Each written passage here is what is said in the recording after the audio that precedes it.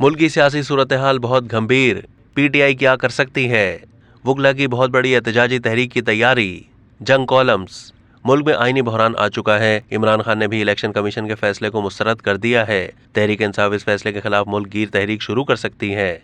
मुल्क भर में पहिया जाम हड़तालों का सिलसिला भी शुरू हो सकता है। जल्द से जुलूस शहर शहर और गांव-गांव शुरू हो सकते हैं। वो तमाम काम जो पीटीआई पहले सिर्फ इसलिए नहीं कर रही थी कि कहीं इंतखाबात मुलतवी करने का बहाना ना बना दिया जाए, वो अब यकीनन शुरू होंगे। सुप्रीम कोर्ट के चीफ जस्टिस उमर अता बंदियाल पहले ही कह चुके हैं कि अगर मुल्क में शफाफ इंतखाबात के इनेकाद के अमल में बदनीयती का मुजाहरा किया गया तो अदालत मुदाखलत करेगी। अब अदालत क्या करती है, इसका अंदाजा अगले चंद दिनों में होगा। राना सनाउल्लाह ने कहा है कि इलेक्शन कमीशन की जिम्मेदारी है 90 दिन में शफाफ इलेक्शन कराए, लेकिन पंजाब के इलेक्शन अलग हो तो क्या कौमी असम्बली के इलेक्शन के वक्त वहां की हुकूमत असरअंदाज नहीं होगी? पंजाब में इलेक्शन पहले हो गए तो कौमी असम्बली के इलेक्शन मुनसिफाना नहीं होंगे। पंजाब के इलेक्शन की 30 अप्रैल की तारीख भी 90 दिन की आईनी मुद्दत से बाहर है। उनके इस बयान से साफ वाज़ेह हो रहा है कि इलेक्शन इस बुनियाद पर मुलतवी नहीं किए गए जो इलेक्शन कमीशन ने बताई है। असल मसला ये था कि नून लीग की हुकूमत ये समझती थी कि पंजाब में इलेक्शन पहले हो गए तो उनके लिए कौमी इंतखाबात में कामयाबी हासिल करना बिल्कुल ही नामुमकिन हो जाएगा, क्योंकि उन्हें यकीन है कि पंजाब में इंतखाबात हुए तो पीटीआई 2/3 अक्सरियत से कामयाब होगी। बुनियादी मसला सिर्फ यही है कि किस तरह पीटीआई को हुकूमत में आने से रोका जाए। राना सनाउल्लाह ने अपने बयान में चीफ जस्टिस से मुखातिब होकर ये भी कहा है कि ऐसा इलेक्शन जिसमें 2 सूबों में सियासी और 2 में निगरान हुकूमत हो, मुल्क में अदम इस्तेहकाम, अनारकी और अफरा तफरी लाएगा। क्या ये राय इस काबिल भी नहीं कि आप इस पर गौर फरमा सकें?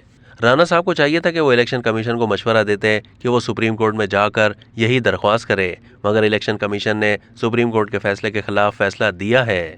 मुल्क की सबसे बड़ी अदालत को कुछ समझा ही नहीं। राना साहब को यह भी सोचना चाहिए कि इस वक्त भी 2 सूबों में निगरान हुकूमतें हैं और 2 में सियासी हुकूमतें। फवाद चौधरी ने कहा कि इलेक्शन कमीशन आइन की खिलाफ वर्जी कर रहा है।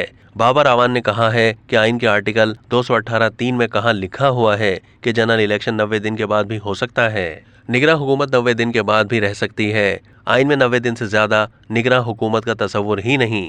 माहिर कानून शुएब शाहीन ने कहा है ये सीधा तौहीन अदालत है। इलेक्शन कमीशन की जरूरत नहीं कि वो सुप्रीम कोर्ट के फैसले की खिलाफ वर्जी करे। असद उमर ने कहा है कि हाई कोर्ट और सुप्रीम कोर्ट में इलेक्शन कमीशन का मुस्तकिल मौक़िफ़ रहा है कि आइन में उनका इख्तियार ही नहीं कि वो इलेक्शन की तारीख का ऐलान करें। आज ही आइन की कौन सी शिक है जिसकी बुनियाद पर इलेक्शन की नई तारीख का ऐलान किया है? जनरल अमजद शुएब ने कहा है कि उन पर आर्टिकल 6 लगाया जाए ताकि आइंदा कोई भी पाकिस्तान के आइन को ना तोड़े। इलेक्शन कमीशन को वुकला की तरफ से तौहीन अदालत का नोटिस भिजवा दिया गया है कि आप फौरी तौर पर अपना फैसला वापस लें, वरना वुकला तौहीन अदालत के लिए सुप्रीम कोर्ट में जाएंगे। कुछ वुकला से यह भी मालूम हुआ है कि वुकला आइन के तहफ़्फ़ुज़ के लिए सड़कों पर आने का इरादा रखते हैं।